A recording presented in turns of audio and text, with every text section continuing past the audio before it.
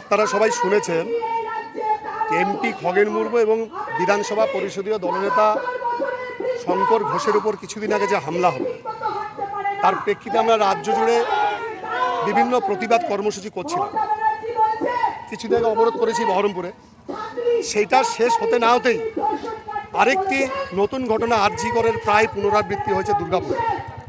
সেখানে এক কলেজ ছাত্রীকে অত্যাচার করা হয়েছে। মূলত এই দুটো বিষয় নিয়ে আমরা আজকে এখানে ডেপুটেশনে এসেছি। সেই সঙ্গে ভারতীয় জনতা পার্টির সমস্ত কর্মী কার্যকর্তাদের বিরুদ্ধে এরা মামলা দিচ্ছে। যখনই আমরা এই সত্যকে তুলে ধরছি বলছি, তখন তাদের বিরুদ্ধে মামলা দিচ্ছে। আমরা তার প্রতিবাদে আজকে এই কর্মসূচি নিয়েছি। আমরা লক্ষ্য করেছি সরকার দুটো পলিসি নিয়ে চলছে। একটা হচ্ছে সরকার ভাবছে যে দুধেল গাইদের দুধ পেলেই সরকার নির্বাচনী বৈতরণী পার হয়ে যাবে। সরকারের একটা পলিসি হচ্ছে দুধেল গাইদেরকে একত্রিত করা এবং বাকি শক্তিকে জাতি অনুসারে বিভক্ত করা।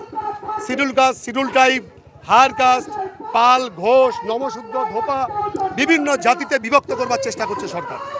সেই জন্য আদিবাসীদেরকে অত্যাচার করছে, আদিবাসীদের সম্পর্কে কটূক্তি করছে।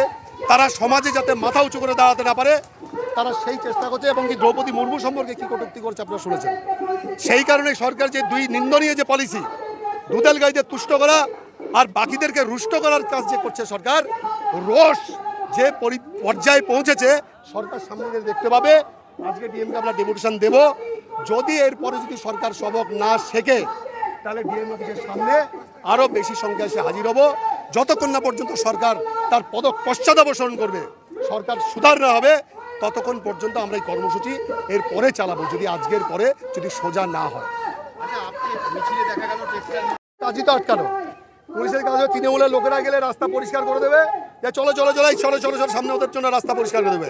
আর আমরা যখন আসবো তখন আমাদেরকে বাধা দেবে। পুলিশের কাজই তো সেটা, পুলিশের চাকরিই সেটা। তৃণমূল যা বলবে সেটা করবে আর আমরা যা করবো তার উল্টোটা করবে। তো পুলিশের ওসব নিয়ে পুলিশ তো আটকাতে পেরেছে? আটকাতে পারেনি। সামনের দিনে গেট ভেঙে ঢুকবো যদি পুলিশ আমাদেরকে নিজেদের সংশোধন না করে, আমাদেরকে যদি উল্টা যদি শাস্তি করার চেষ্টা করে, গেট ভেঙে ঢুকবো। আমাদের কাছে আছে পারমিশন, ডিএম অফিসে পারমিশন চেয়েছি, ডিএম পারমিশন দিয়েছে, থানাতে কপি জমা দিয়েছি, থানার কাছে বলে করেছি। পারমিশন না দেওয়ার কোনো প্রশ্ন নেই। প্রশ্ন ছিল আমাদের কাছে, আমাদেরকে বলাও হয়নি যে আমাদের ওখানে আটকানোর চেষ্টা করা হবে, বলা হয়নি তো। আর আমাদের কোনো সেরকম কোনো বিষয় নেই ওখানে আটকানো। আমাদের ডিএম অফিসে ডেপুটেশন আছে, আপনার কাগজ দেখবেন। ডিএম অফিসে সেখানেই এসেছি আমরা, এমন তো যে মাঝখাতে আমরা অন্য কিছু করতে গেছি। ডিএম অফিসের সামনে গেছে।